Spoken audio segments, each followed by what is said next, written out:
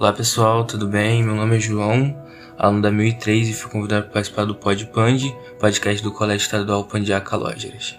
Eu tenho 1,82 de altura, 16 anos e tenho cabelos negros. Nesse episódio semanal, irei falar sobre Chica da Silva. Vem comigo nessa viagem e vamos seguir nessa vibe.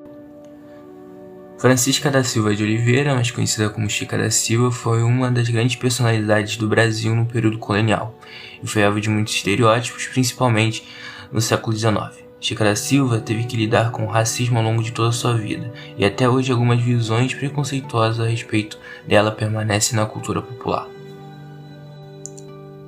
Ela era filha de uma escrava, Maria da Silva, e de um português chamado Antônio Caetano de Sá. Sua certidão de batismo foi registrada no Arraial do Milho Verde, na cidade de Cerro Frio, atualmente município do Cerro, Minas Gerais. A maioria dos autores diziam que sua mãe era africana, da Costa da Mina, e tem outros que digam que ela era uma crioula da Bahia. O pai de Chica não concedeu alforria a sua filha e vendeu para o médico que residia no Arraial do Tijuco. Os abusos sexuais cometidos por portugueses brancos contra suas escravas eram comuns naquele período. O médico chamava-se Manuel Pires Sardinha e acabou sendo o pai do primeiro filho de Chica. 2 meses depois de ter sido comprado por João Fernandes, Chica foi aforriada. Chica da Silva tratou de procurar inserir-se nos círculos sociais da época e por isso possuía muitas casas e um grande número de escravos. Chica da Silva ficou casada por mais de 15 anos com um rico contratador de diamantes, João Fernandes de Oliveira, e teve 13 filhos com ele. O fato de uma escrava aforriada ter atingido uma posição de destaque na sociedade da época durante o auge da exploração de diamantes e o seu regime de vários mitos. De acordo com a imaginação popular, várias obras de ficção, Chica da Silva foi uma escrava que se tornou rainha através de sua beleza, apetite sexual e vulgares, para seduzir pessoas importantes, entre elas João Fernandes, na qual a fortuna diziam ser maior do que o rei de Portugal. A relação de Chica com o contratador de diamantes manteve-se até 1770 e foi interrompida pela decisão dele de voltar a Portugal para resolver questões de testamento por causa da morte de seu pai. João Fernandes, no entanto, deixou muitas posses para Chica da Silva, em Diamantina. O contratador permaneceu em Portugal até sua morte em 1776.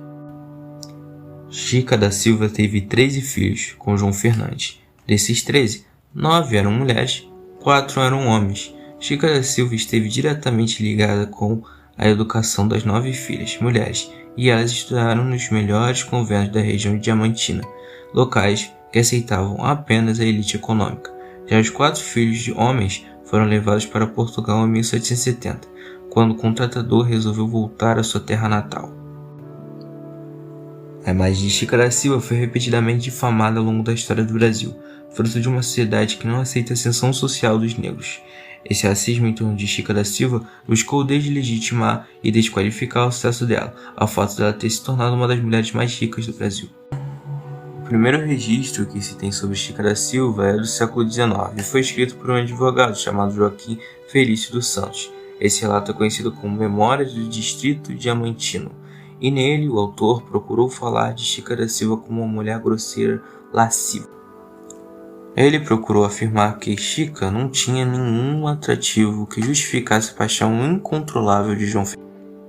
É clara a tentativa de Joaquim de desqualificar Chica e tudo o que ela alcançou em sua vida, e que muitos ao longo da história brasileira não conseguiram reconhecer é que Chica da Silva ascendeu socialmente por méritos próprios e que, longe de todas as críticas que fizeram, ela foi uma mulher comum à sua época e por isso buscou ser religiosa e dar boa educação a todos os seus filhos. Ela também foi uma mulher de muitas posses, pois teve muitas propriedades e foi dona de muitos escravos.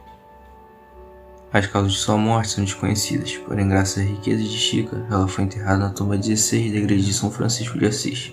Somente pessoas brancas e ricas conseguiam ser enterradas em locais como esse, o que deixa bem claro como o dinheiro de Chica foi importante para que ela fosse socialmente aceita. Muitos reconhecem a personagem histórica Chica da Silva por conta de suas representações na cultura popular, em destaque no cinema e na televisão. Essa representação popularizam a personagem, mas também reforçam uma série de estereótipos sobre ela. Na cultura popular, Chica da Silva foi retratada em um filme de 76 e uma novela de 96. Ambas produções chamavam-se Chica da Silva. Assim chegamos ao final desse podcast semanal. Espero que vocês tenham gostado. Não esqueça de deixar seu like, curtir nosso canal e compartilhar nossa página.